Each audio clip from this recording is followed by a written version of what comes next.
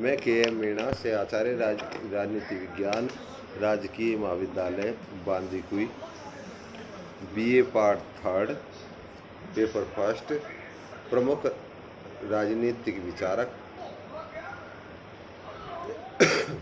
हमने कल समझौतावादी विचारक के रूप में हॉब्स की प्राकृतिक अवस्था और मानव स्वभाव का चित्रण किया। अब हॉब्स के द्वारा वर्णित कॉमनवेल्थ या राज्य की उत्पत्ति के सिद्धांत की व्याख्या करेंगे। हॉब्स ने अपनी रचना लेवियाथन के 18वें अध्याय में कॉमनवेल्थ की उत्पत्ति के संबंध में चर्चा की। यह उनके विचार कॉमनवेल्थ के 18वें अध्याय लेवियाथन के 18वें अध्याय में देखने को मिलते हैं। हॉब्स के पूर्व के दार्शनिकों ने भी सामाजिक समझौते के द्वारा राज्य की उत्पत्ति के सिद्धांत का वर्णन किया, लेकिन उनका सामाजिक समझौता सामाजिक न होते हुए एक प्रशासनिक समझौता था। हॉब्स ने राज्य को एक कृत्रिम संस्था मानते हुए जो समझौता किया वो सामाजिक समझौता या समाज के मध्य किया हुआ एक समझौता माना जाता है। कॉमनवेल्थ या राज्य एक प्राकृतिक संस्था न होकर एक सामाजिक समझौते का परिणाम हॉब्स ने माना। हॉब्स की धारणा थी कि कॉमनवेल्थ की स्थापना दो प्रकार से होती है, एक संस्थान द्वारा और दूसरा अभिग्रहण द्वारा। संस्थान द्वारा कॉमनवेल्थ की उत्पत्ति तब होती है जब व्यक्ति अपनी स्वेच्छापूर्ण इच्छा के आधार पर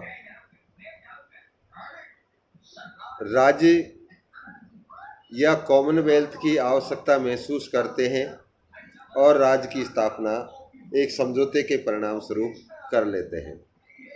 दूसरी ओर अभिग्रहण द्वारा राज्य की उत्पत्ति तब होती है जब कोई शक्तिशाली व्यक्ति निर्बलों को दबाकर अपनी आज्ञाओं का पालन करवाने के लिए उन्हें विवश कर देते हैं।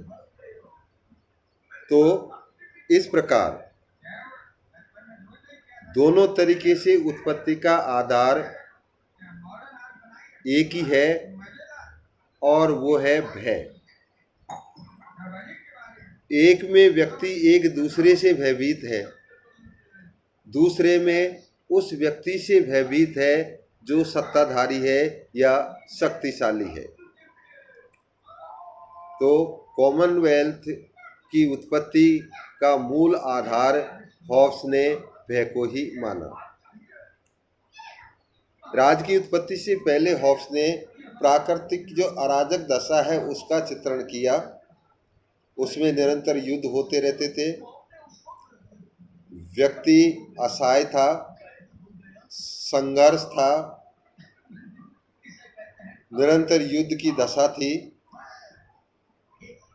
पूर्णतः चारों ओर अराजकता का साम्राज्य था। उससे दुखी होकर व्यक्ति ने समझौता किया, क्योंकि हॉब्स की धारणा थी कि मानव मनोवेग और विवेक की सृष्टि है, इसलिए व्यक्ति के विवेक ने ही सामाजिक समझौते के लिए व्यक्ति को प्रेरित किया। तो इसमें जो समझौता सुरक्षात्मक भावना को लेकर व्यक्तियों ने किया। लेवियाथन के 18वें अध्याय में जिस प्रकार से समझौता का वर्णन हॉब्स ने किया, उसमें उन्होंने बताया कि प्रत्येक व्यक्ति सब व्यक्तियों से और सब व्यक्ति प्रत्येक व्यक्ति से के मध्य एक समझौता होता है। इसमें एक व्यक्ति दूसरे व्यक्ति से कहता है कि मैं अपने ऊपर शासन करने के सब अधिकार इस व्यक्ति या संस्था को इस शर्त पर देता हूँ कि तुम भी अपने सब अधिकार इस व्यक्ति या संस्था को सौंप दो। इसका आशय यह है कि सभी व्यक्ति मिलकर संपूर्ण अधिकार सौंप देते हैं और व्यक्ति शून्य बनकर रह जाता है, जिसके परिणाम स्वरूप जो समझौता हुआ उसमें मूल भावना सुरक्षा की थी। व्यक्ति भयभीत था, शक्तिशाली से भयभीत था, एक दूसरे से भयभीत था, उनका जीवन कठिन था, निरंतर संघर्ष होते थे, सामाजिक मानदंडों का अभाव था, किसी प्रकार की कोई संस्था नहीं थी, अराजकता का वातावरण संपूर्ण रूप में विद्यमान था। तो उनसे छुटकारा पाने के लिए व्यक्ति ने अपनी सुरक्षा की दृष्टि से ये इस प्रकार से समझौता किया।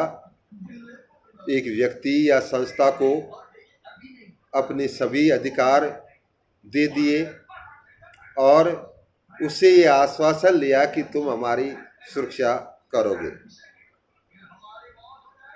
तो हॉब्स का जो सामाजिक समझौता है वो एक क्रांतिकारी समझौता है। इसमें इसका जो मूल आधार है वो है सुरक्षा की भावना।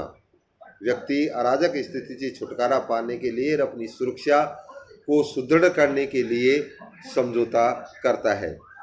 दूसरी बात पर हॉब्स का जो सामाजिक समझौता है वो इस पर आधारित है कि जब व्यक्ति हॉब्स प्राकृतिक दशा का चित्रण करता है, व्यक्ति को पूर्ण असामाजिक बता देता है, तो उससे तो ये स्पष्ट होता है कि उसमें समझौता करने का विचार आया ही कहाँ से।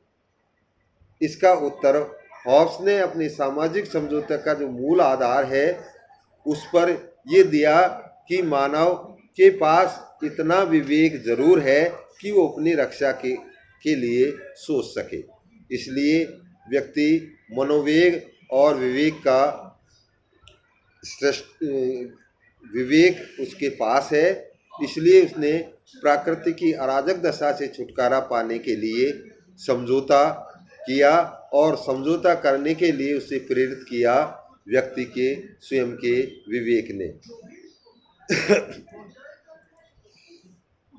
जो समझौता हुआ वो पूर्णतः एकता के सिद्धांत पर आधारित है, क्योंकि एकता सुनिश्चित हो जाती है। समाज के सभी व्यक्ति अपने अधिकार दे देते हैं, कोई के पास कोई अधिकार नहीं बचते हैं, व्यक्ति शून्य बनकर रह जाता है, एकता की स्थापना अपने आप ही हो जाती है। इसलिए हॉब्स का जो सामाजिक समझौता है वो एकता के सिद्धांत पर आधारित है। हॉब्स का जो समझौता होता है वो एक क्रांतिकारी समझौता है। इसमें इसके द्वारा जो संप्रभु को शक्ति या संस्था को या व्यक्ति को शक्ति सौंप दी जाती है वो शक्ति उसकी निरपेक्ष शक्ति होती है। समझौते के द्वारा उसमें एकता की भावना तो स्थापित हो ही जाती है और समझौता का विरोध करने का अधिकार किसी को प्रदान नहीं किया जाता है। इसलिए वो एक क्रांतिकारी समझौता के रूप में माना जाता है। हॉब्स का जो समझौता है वो सामाजिक है, समाज के सभी व्यक्तियों ने मिलकर किया, इसलिए उसकी प्रकृति एक सामाजिक समझौते के अनुसार है। जो समझौता हुआ वो व्यक्तियों में परस्पर हुआ है, समाज में हुआ है, किसी सरोज शक्ति या संप्रभु के मध्य नहीं हुआ है। परस्पर व्यक्तियों में होने के कारण उसकी प्रकृति सामाजिक है। हॉब्स का जो सामाजिक समझौता है उसमें जो संप्रभुता है समझौते का पक्ष नहीं है, अपितु उसका परिणाम नहीं है। पहले से कोई संप्रभु शक्ति नहीं थी, पहले समझौता होता है, उसके बाद में ही संप्रभु या सरोज शक्ति उभर कर सामने आती है। इसलिए समझौता, संप्रभुता समझौते का कोई पक्ष नहीं है, अपितु परिणाम है। उसका उदय समझौते के बाद में होता है। हॉब्स का समझौता क्रांतिकारी माना गया है। एक बार समझौता होने पर उसे रद्द नहीं किया जा सकता है। तो इसमें इसका जो विरोध है वो करने का अधिकार किसी व्यक्ति को नहीं है। लेकिन फिर भी हॉब्स एक आशावादी के समान ये स्पष्ट कर देता है कि जो समझौते के द्वारा राज्य अस्तित्व में आया उसका जो मुख्य उद्देश्य है वो व्यक्ति की रक्षा करना है, व्यक्ति की सुरक्षा करना है।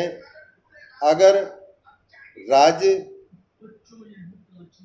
व्यक्ति की सुरक्षा करने में असफल होता है तो आंशिक रूप में व्यक्ति को राज्य के विरुद्ध विद्रोह करने का अधिकार भी हॉब्स देता है। लेकिन ये आसानी से विद्रोह नहीं कर सकते हैं। समझौता जो होता है वो क्रांतिकारी है, इसलिए उसको भंग नहीं किया जा सकता। लेकिन अगर वो मूल उद्देश्य ही भटकता है राज्य, तो फिर भी उसे उसके विरुद्ध व्यक्ति को विरोध करने का अधिकार हॉब्स आंशिक रूप में देता है।